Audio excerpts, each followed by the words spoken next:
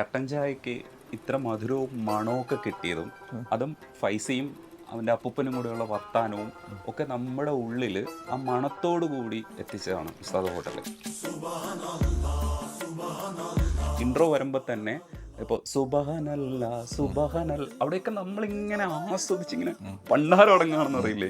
അപ്പോഴാണ് ഇടയ്ക്കിടയ്ക്ക് രസമുള്ള ചില ബിറ്റുകളൊക്കെ വരും.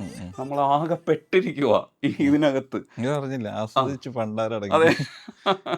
നിങ്ങൾ ആസ്വദിക്കുന്നതിൻ്റെ ഒരു 1000 ഇരട്ടി ഞാൻ പണ്ടാരടങ്ങിയിട്ടാണ് ആ ഉണ്ടാക്കുന്നത്. അതായത് ഒരു മനുഷ്യനെ കൊണ്ട് ഒരു സിനിമ ആസ്വദിക്കാൻ പറ്റുന്നതിൻ്റെ മാക്സിമത്തിൻ്റെ ഒരു തലത്തിൽ നിന്നാണ് എൻ്റെ ആ സിനിമയോടുള്ള ആസ്വാദനം തുടങ്ങുന്നത്. ഉം, ഉം, അത്രയും ഗംഭീരമായിട്ട് ഞാൻ ആസ്വദിച്ച് ചെയ്തൊരു സിനിമ അതിന് ശേഷം ഉണ്ടായിട്ടില്ല. ഉം, ഞാൻ ആ സിനിമ കണ്ടപ്പോൾ എൻ്റെ കണ്ണിൽ നിന്ന് ഒരു തുള്ളി കണ്ണീര് വന്നിട്ടുണ്ടായിരുന്നു. ഉം, ഞാൻ അദ്ദേഹത്തിനോട് ഇരുന്ന സിനിമ കാണുന്ന സമയത്ത് ഫൈസി മധുരയിൽ നിന്ന് തിരിച്ച് ബസ്സിൽ യാത്ര ചെയ്യുന്നൊരു മൊമെൻറ്റിൽ ഈ റിയലൈസേഷൻ ചെയ്യുന്നൊരു സംഭവമുണ്ട്. ഉം, അവിടെ ഒരു വോയിസ് ഓവർ ഉണ്ട് തിലകേന്ദ്രൻ്റെ. അപ്പോൾ അത് കേട്ട് ഞാൻ എൻ്റെ കണ്ണീർ നിന്ന് വെള്ളം. അപ്പോൾ ഞാൻ പറഞ്ഞു, ഇത് ഹിറ്റാവില്ല എന്നൊന്നും അറിയില്ല, പക്ഷേ ഇതെന്നെ വല്ലാതെ ബാധിച്ചിട്ടുണ്ട്. ഉം. എനിക്ക് ഒരുപാട് ഫീലിങ്സ് വരുന്നുണ്ട്.